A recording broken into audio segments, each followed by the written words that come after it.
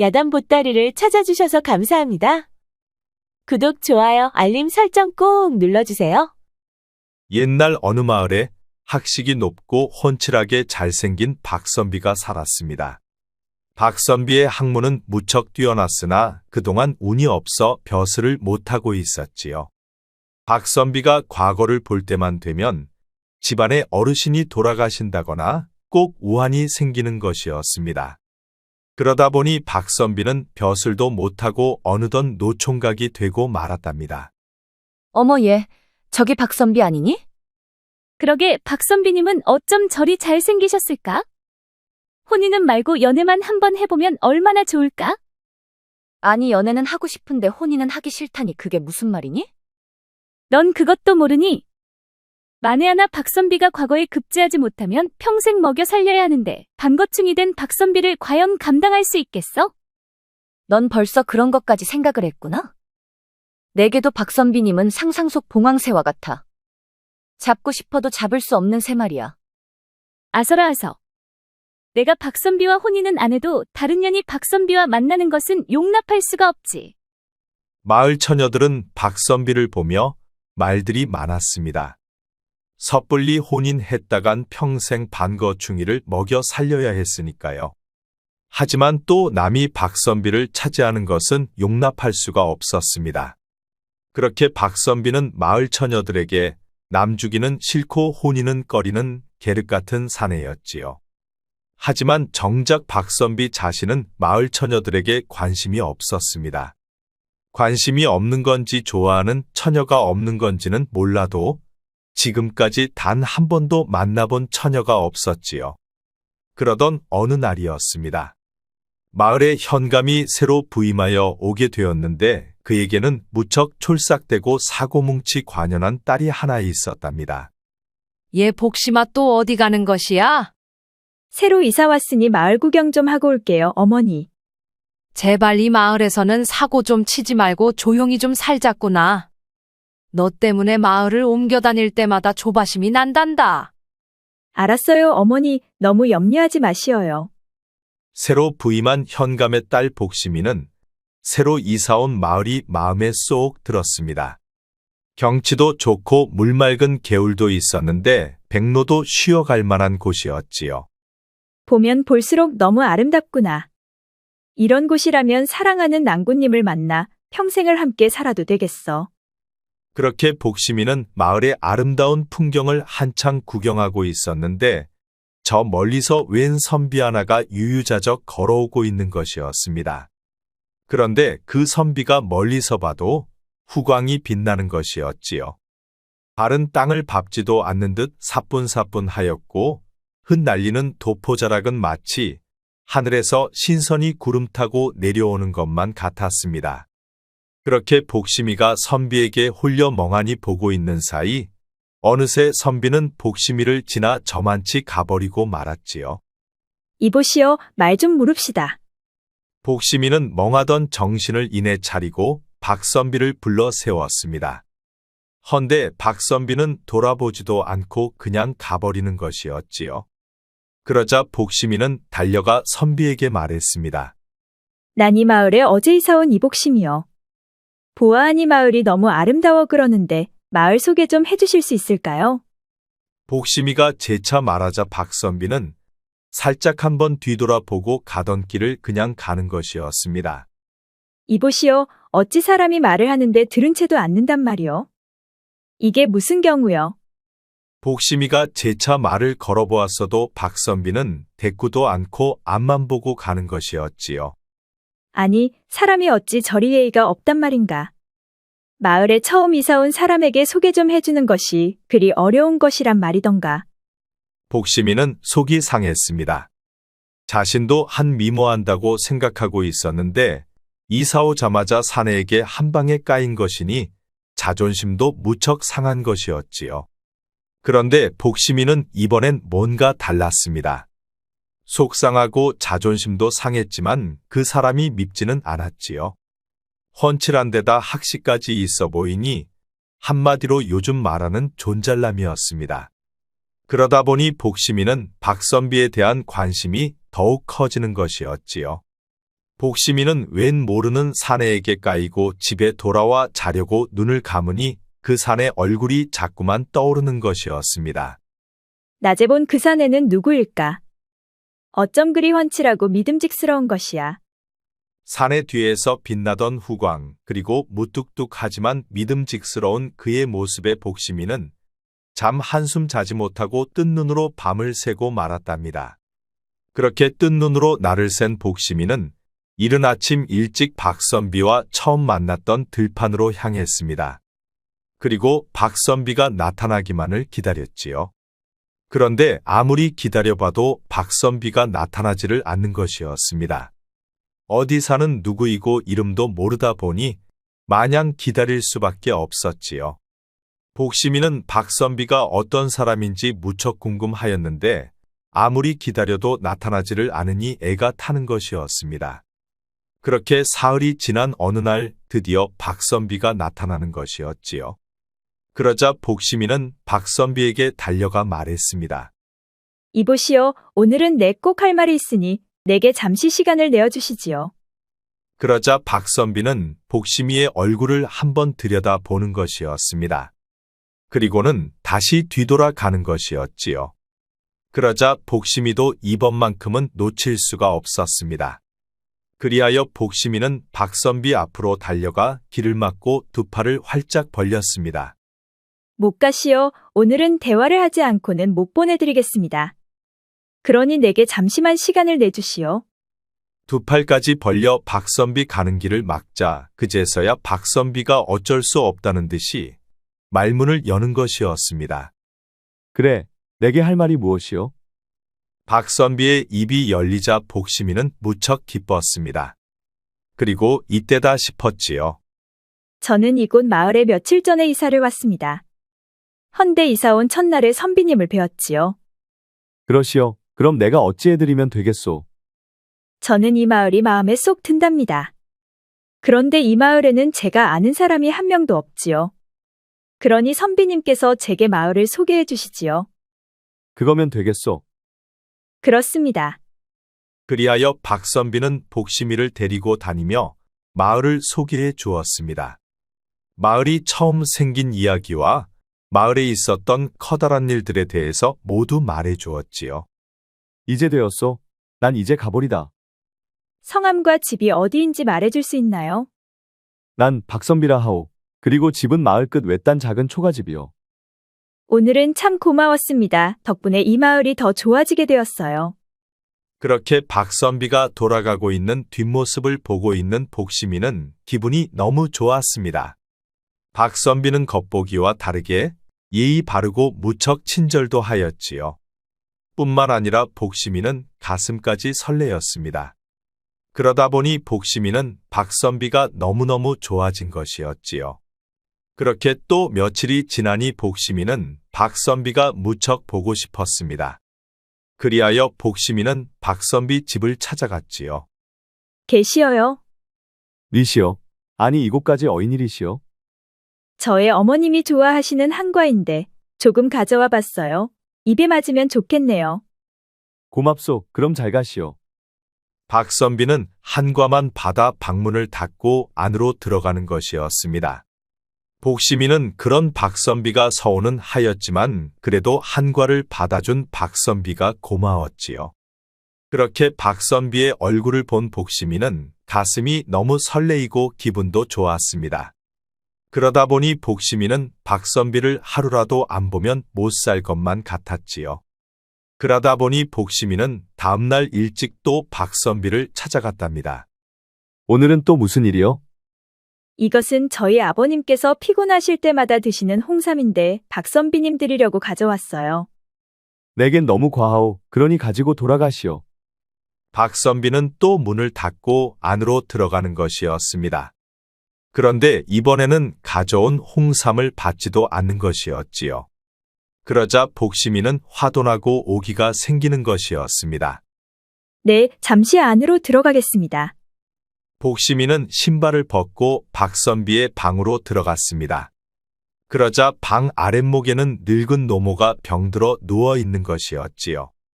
아니 이게 뭐 하는 것이오? 어찌 불쑥 들어온단 말이오? 어머님이 계신 줄 몰랐습니다. 그런데 어머님은 어디가 편찮으신가요? 네 신지는 모르오나 우리 아들 찬이를 찾아왔는데 이 몸이 일하나 접대를 못해드리니 너무 미안하구려.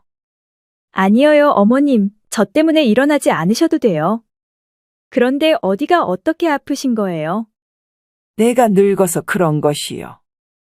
내가 얼른 가야 우리 찬이가 고생을 덜할 텐데 나 때문에 과거 공부도 못하고 그림쟁이가 되었다오. 그러니 이 어미가 짐이 되어 미안할 따름이구려. 어머님 그런 생각일랑 마셔요. 박선비님도 어머님이 건강하게 오래오래 사시기를 바라실 것이에요. 복심이는 박선비의 처지를 알고 너무 가슴이 아팠습니다. 병든 어머님을 돌보느라 과거 공부도 못하고 생계를 위해 그림을 그리고 있으니 어머님도 박선비도 너무 불쌍하고 안타까운 것이었지요. 이때만 해도 그림을 찾는 사람이 많지 않다 보니 그림으로 생계를 꾸려갈 수도 없었습니다.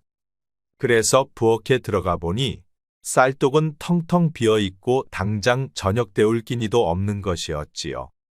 그러자 복심이는 박선비의 상황을 알고 눈물을 흘렸습니다. 병든 어머님을 위해 자신의 꿈을 포기해야만 했고 어머님의 약값과 식량을 벌기 위해 그림을 택했기 때문이었지요. 그러다 보니 박선비는 한가롭게 여인들에게 관심을 둘 여유도 없었던 것이었습니다. 그리하여 박선비는 복심이 자신뿐만 아니라 그 어떤 여인들에게도 관심을 전혀 갖지 않았던 것이었지요. 그렇게 박선비가 왜 말이 없고 무뚝뚝한지 알고 난 복심이는 박선비의 속이 얼마나 힘들고 고달픈지 느껴지는 것이었습니다. 겉으로 내색은 하지 않고 있어도 복심이는 그 속을 알고도 남을 수가 있었지요. 그러다 보니 복심이는 집으로 돌아와 이불 속에서 박선비 생각에 눈물을 흘렸답니다.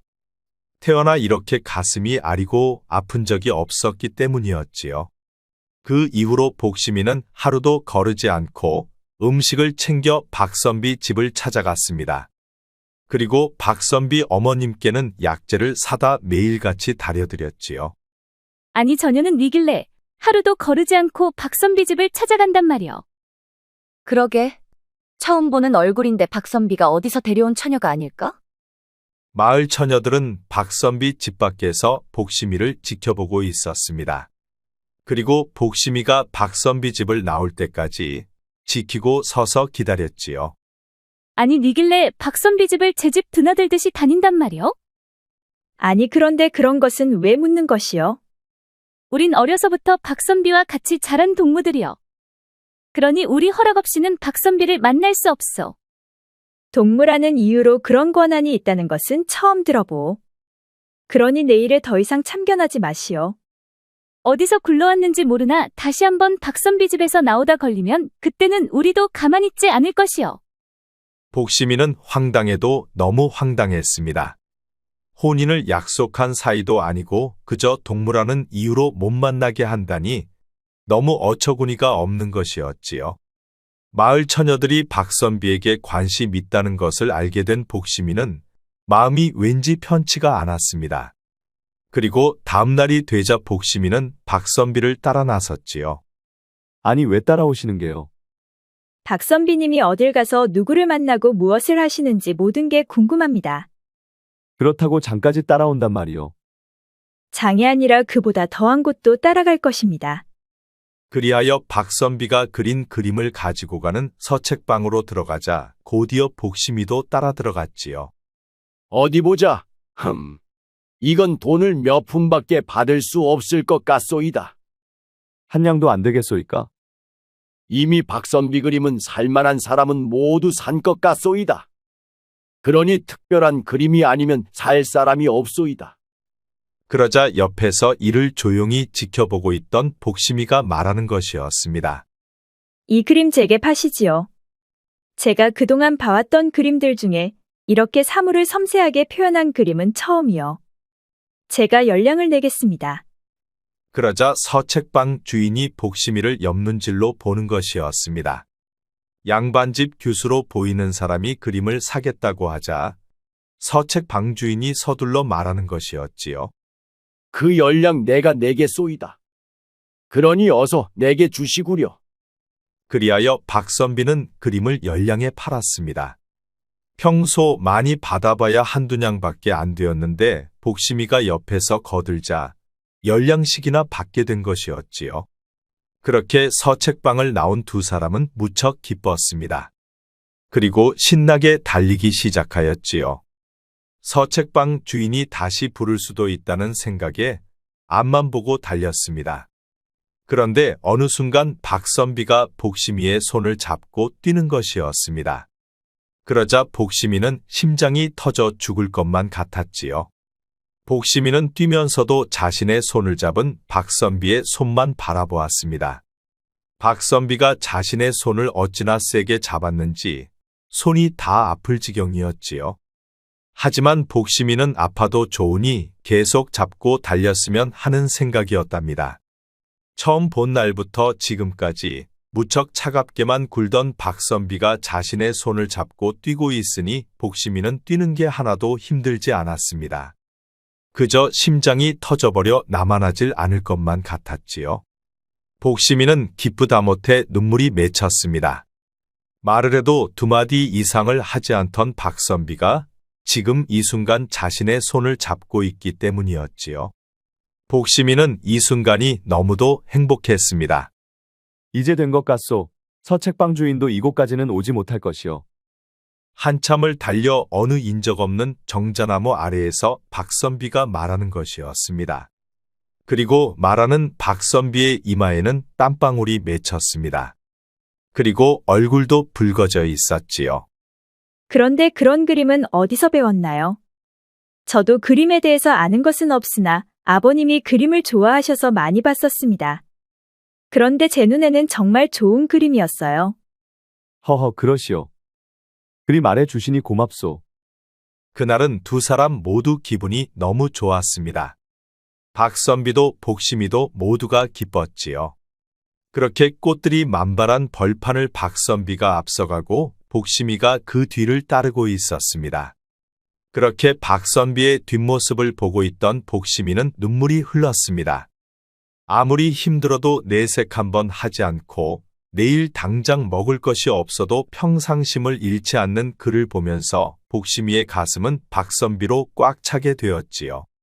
그리하여 복심이는 달려가 뒤에서 박선비를 버락 안고 말았습니다. 아니 어찌 그러시오. 보는 눈이 많소이다. 저는 누가 본들 괜찮습니다. 그러니 이러고 잠시만 있게 해주세요. 복심이는 박선비를 놓고 싶지가 않았습니다. 지금 이 순간을 영원히 간직하고 싶었지요. 요새 내가 웬 사내하고 놀아난단 이야기가 들리더구나. 어떻게 된 것인지 말해보거라. 집에 돌아온 이 아버지가 불러서 물어보는 것이었습니다. 제가 연모하는 선비님이 있습니다. 아니, 이 마을에 이사 온 지 얼마나 되었다고 벌써 연모하는 사내가 있다는 것이냐? 정말이어요, 아버지. 그분은 효자인데 심성도 착해요. 듣기 싫구나. 얌전히 있다가 시집이나 가거라. 내 신랑은 한양에서 벼슬하는 사람으로 이미 정했단다. 그러니 집밖 출입을 삼가고 조신하게 있거라. 혼인할 사람이 정해졌단 말에 복심이는 가슴이 철렁 내려앉는 것이었습니다.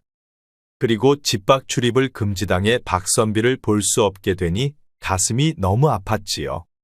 하지만 복심이는 박선비를 포기할 수가 없었습니다. 그리하여 복심이는 아버지 몰래 집을 뛰쳐나와 박선비를 찾아갔지요. 박선비가 집에 없자 복심이는 장터로 향했습니다. 그런데 산중턱에 이르자 때마침 소낙비가 쏟아지는 것이었지요. 복심이는 비를 맞으며 박선비를 찾아 뛰었습니다. 그러자 저만치서 박선비가 비를 맞으며 달려오는 것이었지요. 비 맞고 달려온 박선비는 복심이를 보자 복심이의 손을 잡고 뛰었습니다.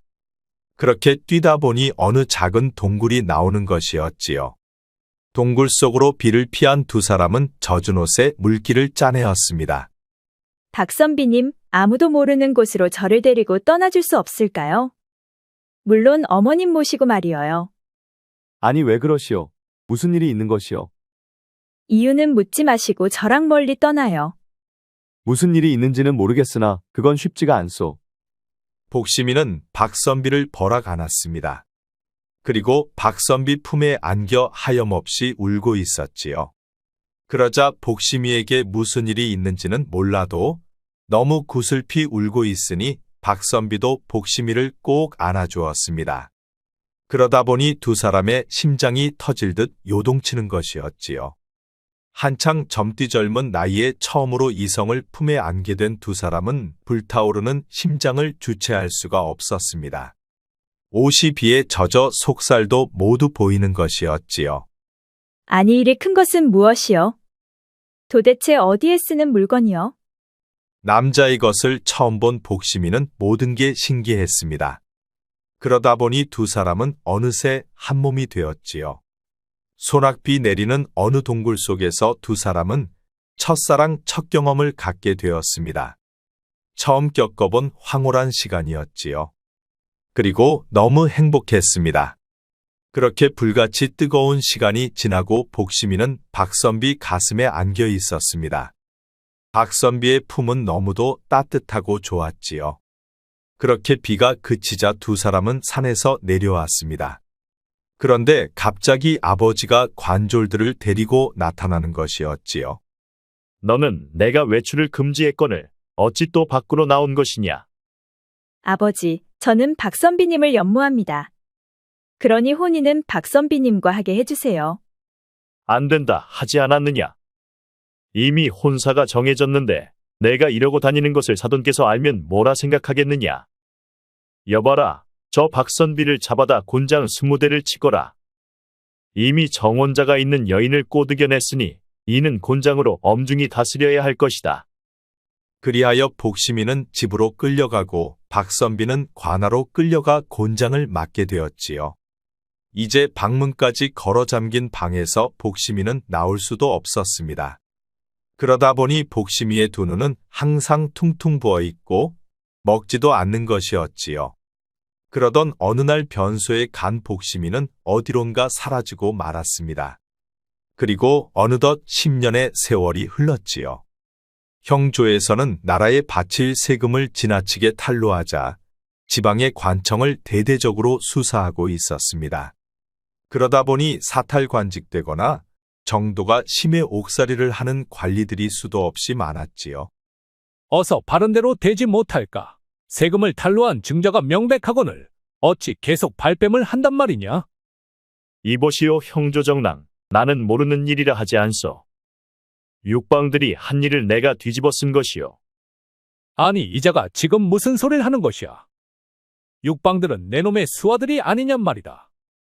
어찌 고을 현감이 육방들이 하는 일을 모를 수가 있느냔 말이야. 여봐라, 이자의 입에서 바른 말이 나올 때까지 주리를 틀거라. 복심이 아버지는 국세를 탈루한 혐의로 형조에 끌려와 문초를 받고 있었습니다. 어명으로 관리들의 부정부패를 뿌리 뽑다 보니 고신도 무척 가혹하였지요. 이미 내가 있는 고을에서는 나라에 바쳐야 할 세가 수년 동안이나 5알이나 탈루된 증거가 명백하다. 그러니 더 이상 버텨봐야 자네만 힘들 것이야. 복심이 아버지가 끝까지 자복을 하지 않자 형조의 신문관들은 죽여서라도 자복을 받아낼 기세였습니다. 이보시오 좌랑, 형조 판서께서 이자를 데려오라는 명이시오. 아니, 형조 판서께서 어인일로 이자를 부르신단 말이오. 네, 그것까지는 모르네. 형조 판서께서 직접 신문하신다 하니 어서 데려오기나 하게나. 그러지요, 정랑. 대감 말씀하신 자를 데려왔습니다. 이자가 충청도 안현마을의 현감이더냐? 그렇습니다, 형판나리. 그렇다면 내 이자를 직접 신문할 터이니 모두들 나가 있거라.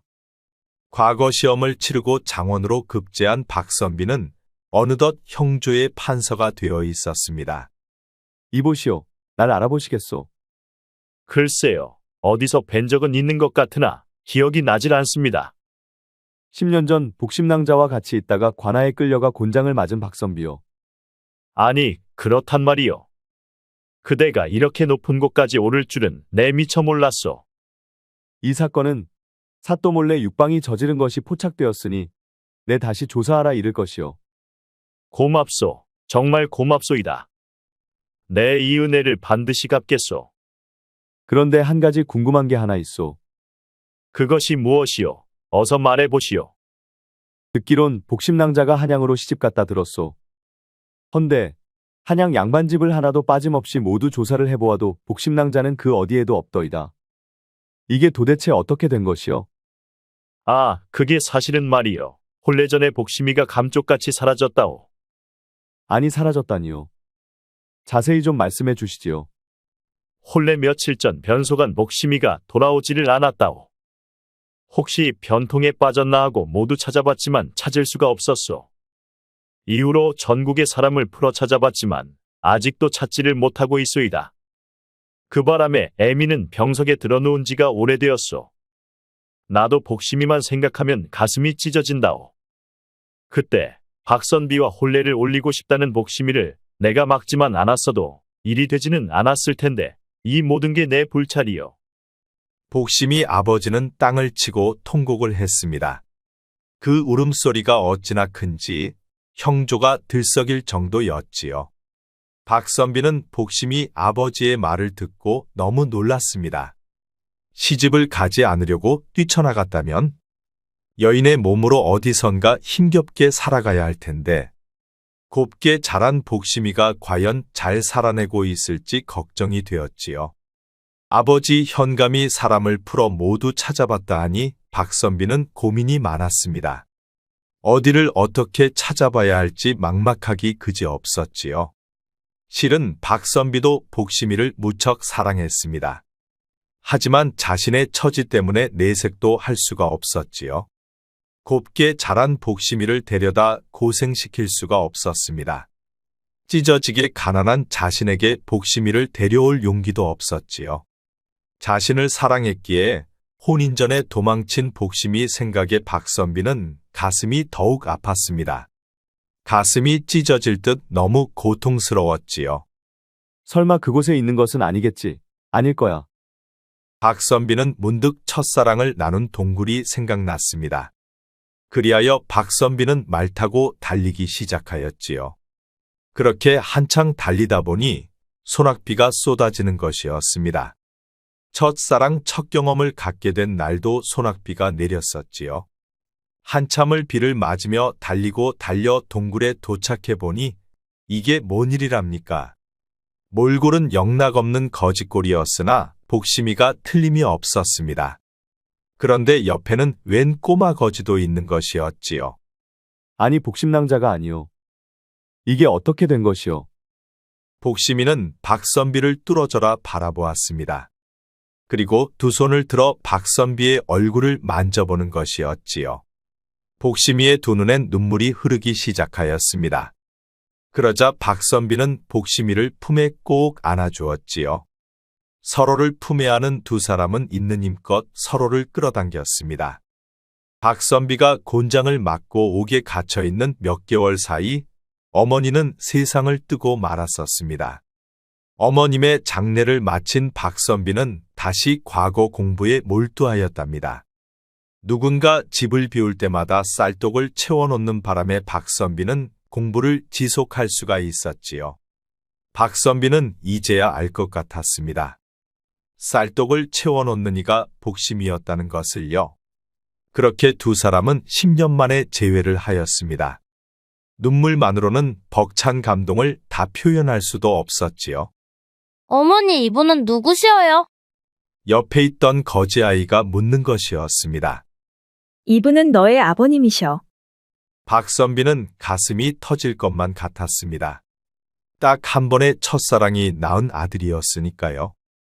어디 보자꾸나. 이 녀석 애비를 닮아 무척 잘생겼구나.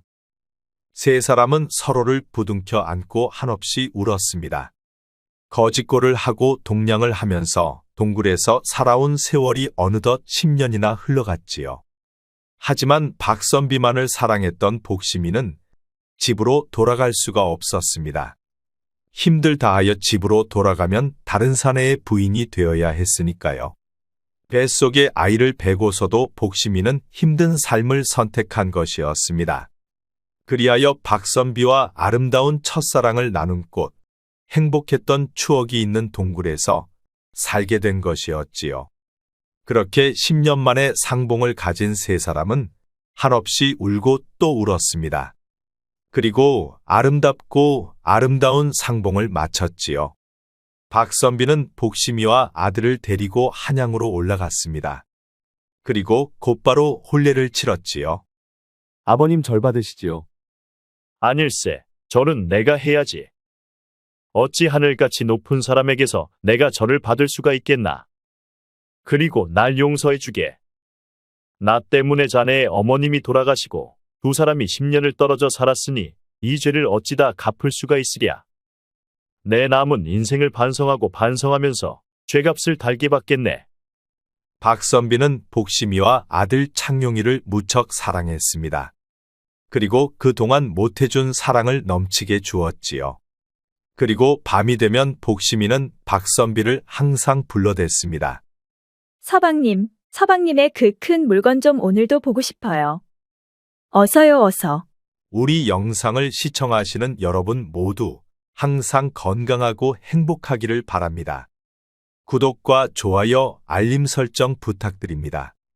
앞으로도 재미있는 이야기가 많으니 다른 영상도 재미있게 봐주세요. 우리 이야기가 재미있으셨나요?